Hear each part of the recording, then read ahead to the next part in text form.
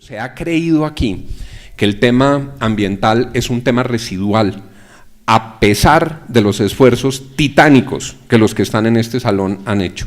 No hemos logrado, y digo hemos en un plural inclusivo, generar la verdadera conciencia acerca de lo trascendental que resulta una buena gestión ambiental. A golpes de inundaciones, de tragedias ambientales o de fenómenos de opinión global, tenemos destellos, tenemos chispazos para señalar cómo es de importante la gestión ambiental, pero lo que ha dicho Cecilia, lo que ha dicho Ernesto, se resume en que en la vida institucional colombiana no hay absoluta claridad y comprensión sobre lo que está en juego con la gestión ambiental.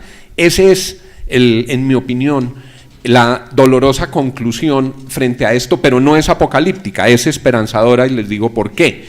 Porque todo lo que se ha construido tiene hoy un agregado de conocimiento, de conciencia latente, de errores y aciertos que nos permiten a la hora de plantear los escenarios de futuro tener unos diseños más eficaces y fortalecer lo que ha salido bien y corregir lo que ha salido mal. Yo no creo que se haya arado en el desierto, creo sí que colectivamente vamos perdiendo algunas batallas y las batallas se reflejan básicamente en que quienes tienen intereses económicos han sido más fuertes a la hora de articular el conjunto de decisiones del Estado en el agregado de todos estos años que los luchadores de la causa ambiental. Pero por eso mismo creo que en Colombia hay un momento privilegiado para poder dar ese paso. No será por cuenta de los partidos, yo que voy ya saliendo del Congreso espantado de lo que encontré, creo que no es en los partidos políticos donde vamos a encontrar la respuesta, es en la opinión pública, es en nuestra capacidad de convertir el conocimiento y la información especializada en movilizadores y motivadores de opinión pública para generar las presiones de tal manera que sea imposible que se sustraigan de adoptar las decisiones correctas. Nunca encontraremos el caldo de cultivo adecuado en los partidos políticos que hoy tenemos en Colombia, y mucho menos con todos los escenarios deplorables de reproducción de poder que se han venido consolidando a lo largo de las últimas décadas en Colombia. Dicho eso, ¿qué elementos creo que son absolutamente fundamentales en lo político e institucional? Yo tuve con muchos de ustedes constructivas discusiones acerca de cuáles deberían ser las áreas que abarcara el Ministerio de Medio Ambiente. En sí mismo podía no ser malo ni bueno que el ministerio tuviera fusión con áreas de agua o con áreas de desarrollo urbano. Lo malo, lo peligroso era que esas áreas, teniendo más músculos, se devoraran la gestión ambiental. Con el mismo espejo argumentativo uno podría decir, puede ser bueno o malo que el ministerio se haya vuelto otra vez un ministerio autónomo y exclusivo de medio ambiente. Es bueno si el ministerio se fortalece, es bueno si tiene recursos, es bueno si tiene dientes, es bueno si puede tutelar la soberanía ambiental, es malo si la división fue para volverlo un ministerio aún más débil del que existía antes de la fusión, durante la fusión o después de la fusión. A mí, en principio, después de haber sido ministro, me pareció, ministro del ministerio fusionado, me pareció adecuado darle las facultades al presidente Santos para que se escindiera el ministerio, y acompañé eso, y pues incluso hubo sectores que decían que eso no era conveniente, y creo que sí era necesario separarlo porque sí había el riesgo de que otros sectores se devoraran la gestión ambiental. Pero no estoy seguro que eso haya resultado bien porque el nuevo ministerio está demasiado débil. Y en esa línea entiendo lo que mencionaban Cecilia y Ernesto. No es evolución sino involución si en el comparativo nos queda un ministerio más débil de lo que teníamos. ¿Y cómo se hace un ministerio fuerte? Un ministerio se hace fuerte con la capacidad de tener peso al interior del gabinete, que el ministro sea fuerte, que el ministro tenga un peso específico, se hace fuerte con plata y se hace fuerte con el respaldo del presidente en la toma de las decisiones que debe adoptar el Ministerio del Medio Ambiente y que afectan a los otros ministerios. Y me parece que esa ruta ha sido bastante crítica. Por supuesto, han mencionado la dificultad asociada con la corta permanencia de los ministros al frente de sus despachos, que es un problema mayor en la administración pública en Colombia. Yo, frente a eso, creo que hay que reclamar por unas decisiones que deben ser corregidas y otras implementadas. Por ejemplo, y tal vez lo hablamos con el doctor Manuel y con Juan Mayer en su momento, cuando se tramitaba la ley de facultades, se creó una instancia de coordinación entre el Ministerio de Medio Ambiente y los responsables de la política de vivienda, para poder articular la política de desarrollo urbano y de incorporación de suelos con la gestión ambiental, y el gobierno tenía que reglamentar la creación de esa instancia. 0 kilómetros, no han vuelto a decir una palabra sobre ese tema.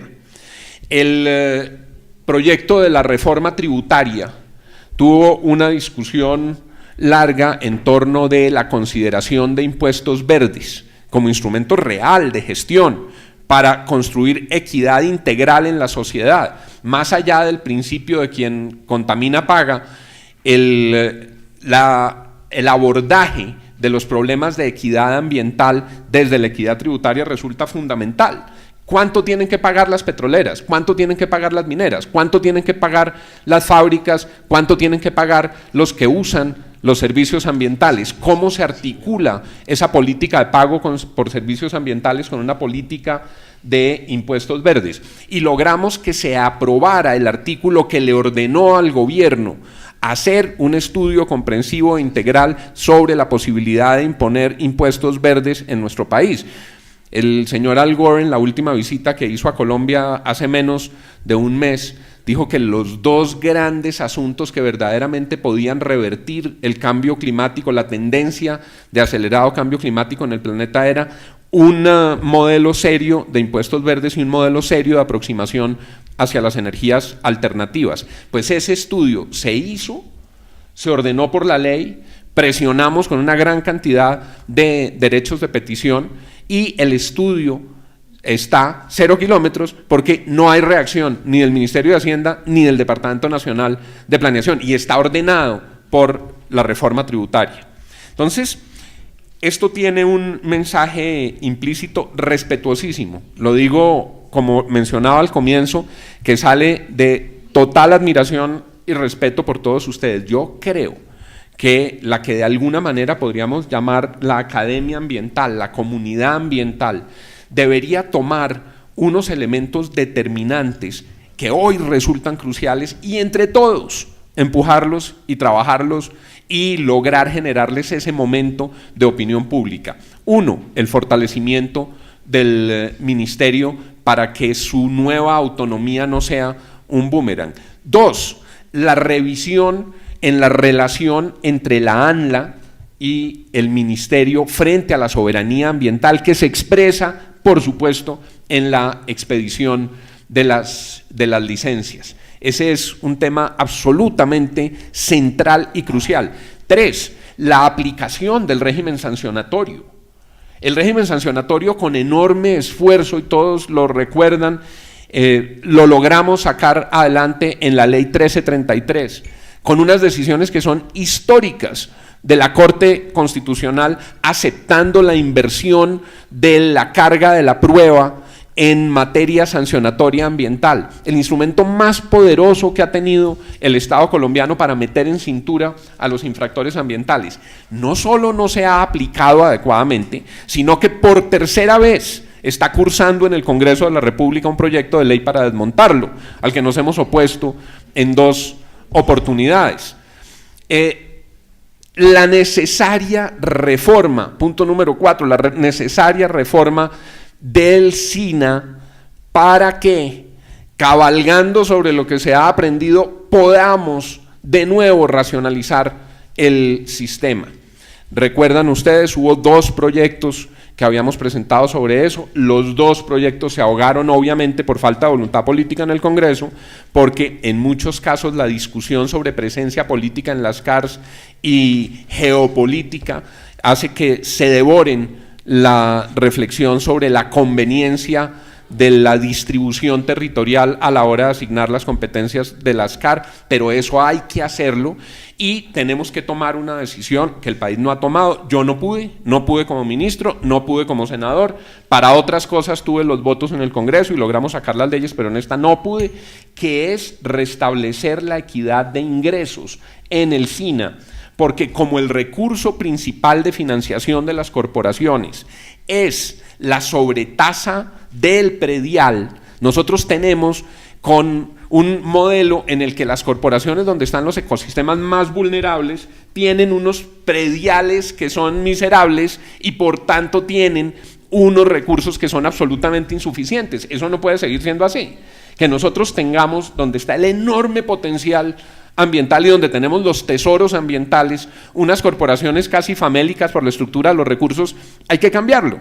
Cuando se creó el CREE, también en la reforma tributaria, alcanzamos a tener unas reuniones para ver si era posible encontrar ahí un instrumento de redistribución ambiental. Algunos propusimos una sobretasa adicional para las industrias extractivas excedentarias, y lo digo al oído del doctor Alejandro, que sabe que así fue, para que ese recurso adicional fuera a la gestión ambiental. No lo logramos, pero ese es uno de los temas que debemos incluir en la agenda para los siguientes 20 años.